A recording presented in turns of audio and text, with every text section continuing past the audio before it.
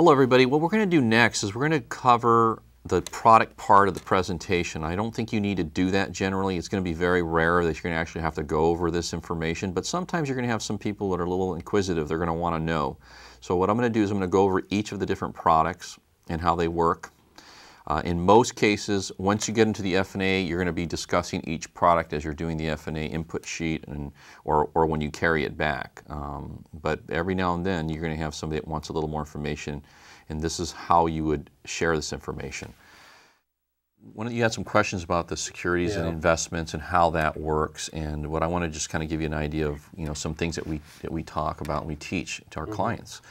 And the first is the Rule of 72. I don't know if you guys have you ever heard of the Rule of 72 before? No. I hadn't either before I got involved in the business. But what it is, like it reads here, this simple calculation gives the approximate number of years it will take to double your investment. So for example, if you had a $10,000 to invest, if you invested that at 3, 6, or 12%, if you divide the rate of return into the number 72, that gives you the approximate number of years it would take for your money to double at that particular rate of return. Okay. Right? Wow. So if you look at 3%, 3 goes into 72 24 times.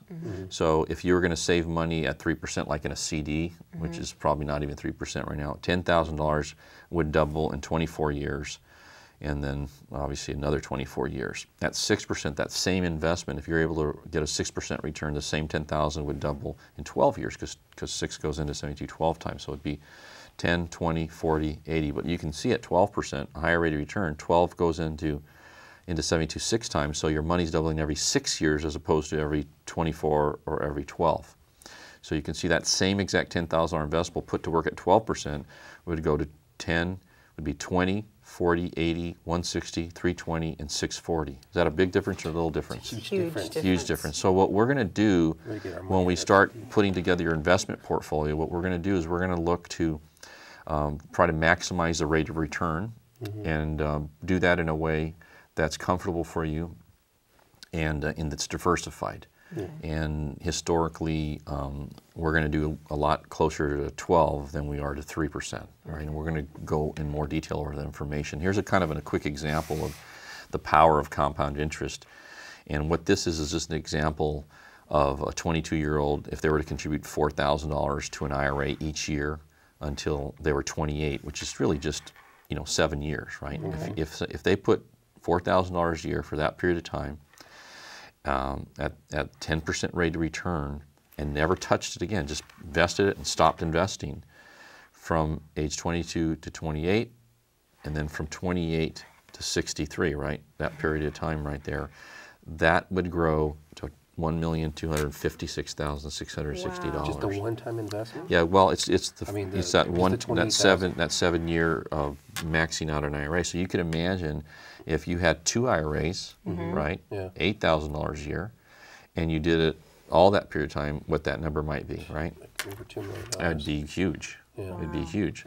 So kind of what this illustrates is that just putting money to work for you at a decent rate of return can really make your investments grow. So we're going to show you, when we do their financial needs analysis, we're going to actually come back with illustrations and show you exactly what the money you have available to work with and what you need to do. It's going to be very comprehensive. You're going to be really excited about that when I share that information with you.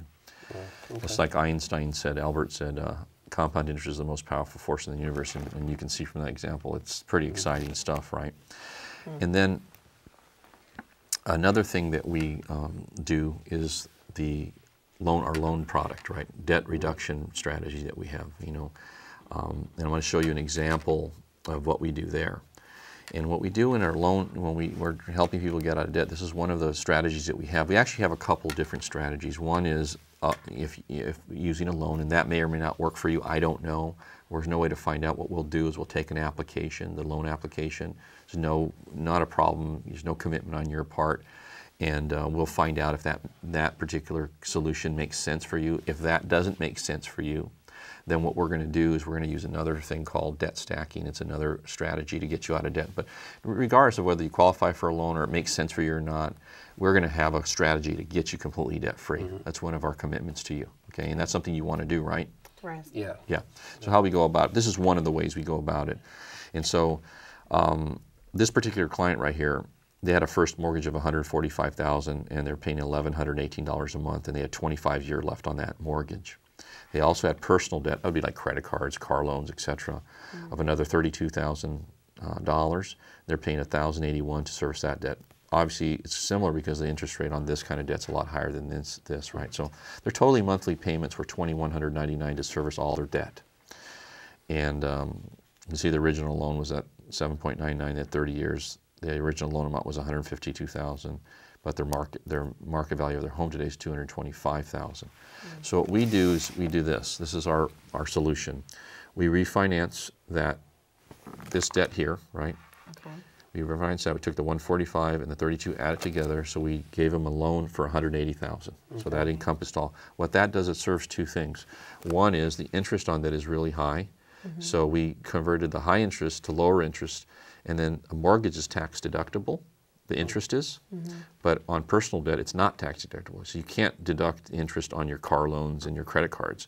But if we turn them into the first mortgage, now they become lower interest and they become tax deductible. It's a big, big plus for you. Does that make sense? Yeah. Okay. So, and what it does also, it reduces that, remember it's $21.99 to service that debt.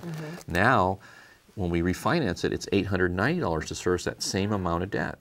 So the payment per month goes way down. So we have a lot of extra cash left now, right? So where we are different from other companies, from Countrywide or from other companies that do loans, right, home mortgages, instead of just doing a loan and saying, okay, we'll take that savings that you had, right, and go blow it, buy a big screen TV and go on a vacation, our objective, see, our objective is to get you guys debt-free and financially independent, which is what you want, isn't it? Yes. Yeah. Okay. So what we do then is we take the savings, right, which is $890 a month. We're going to take $574 of it in this situation, and we help them invest it, put it in an investment portfolio.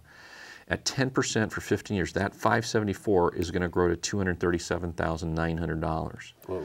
And then the difference at $316, we're going to add that to the principal of the loan. So we're going to pay the mortgage off a lot faster. So instead of doing $1,300 a month, we're going to do like $1,600 a month. So we're going to add a little extra principal every month to knock the mortgage down, right? A lot faster.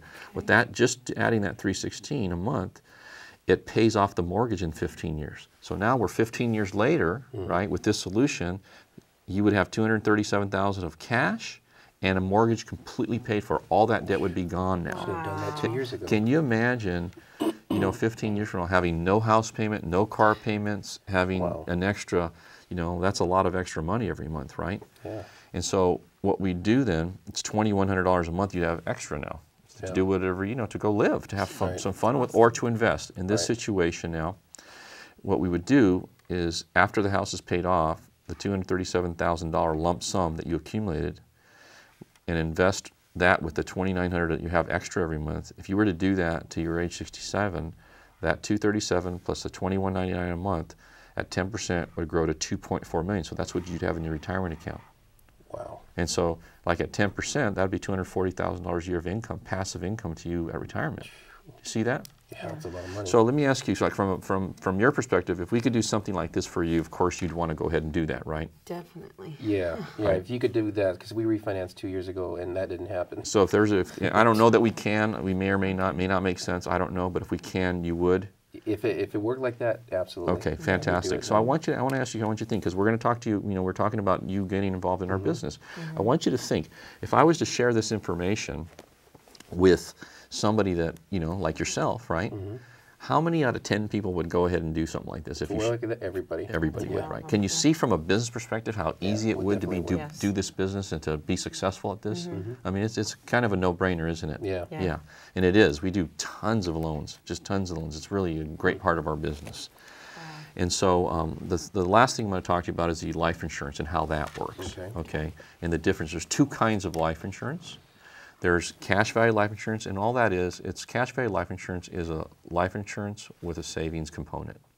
I don't know what kind you have. Do you guys have that kind? I think that's what we You have a life insurance policy, and it has some sort of a savings in it? That's what he sold us on. Do you remember that? Well, then you have cash value life insurance. Oh, okay. Okay. Is that a good thing or a bad thing? Or? Well, it's if you're really serious about getting financially independent and you really want to protect your family the right way, it's it's the worst way to go. Really? Yeah, it is. So, and I'll explain to that when I get your policy, and we'll look at it, and I'll go break it down. Okay, we're going to do that later because, you know, you've got a, you probably have a variable universal life or something like that. Yeah, I'm not so sure what we I'm going to go over that later. But the bottom line is this: the way it works is this. This particular family, this is when we replaced John and Mary. They had $75,000 of protection on each for $150,000 total. And they're spending $114 a month for this protection. What we did after we did that financial needs analysis that we did for you, that we're going to do for you guys, we found out they actually needed $250 and $250, all right, for $500,000 of total coverage, and we were able to do that coverage for $66 a month. So we basically tripled the protection for John and Mary for $66 a month. That freed up $48. If you remember, on the loan, we freed up money. Our concept is that whenever we can save you money somewhere, is to take that money and put it to use to help you get retired sooner, all right? Okay. So what we would do is take that $48. If we invest that $48 at 10 or 12%, $48 over 30 years would either grow to $109,000, you'd have $109,000 of extra cash, or $169,000 of extra cash at retirement.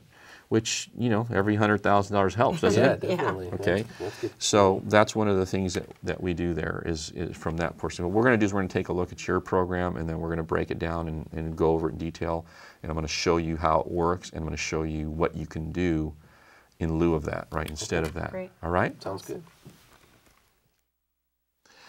All right, guys, those are the three ways to explain each of those each of the major products that we market. And that's really the level of detail you need. Unless a client starts asking lots of questions, really what you're going to do is when you do the F&A and you complete that and you carry the F&A back, you're going to be covering each of the products in much more detail. The initial appointment, you're not going to want to go into as much detail because it's really not necessary. They know how everything works exactly. They're going to really need to know that when you bring the F&A. And when you cover each product, whether it's the securities or the life insurance product, or the loan program, you're going to cover that in a lot more detail. The key thing you want to do again is simply get the client comfortable and motivated to complete a financial needs analysis. Financial needs analysis is going to kind of dictate what we're going to do and what they need to do and what makes the most sense for them.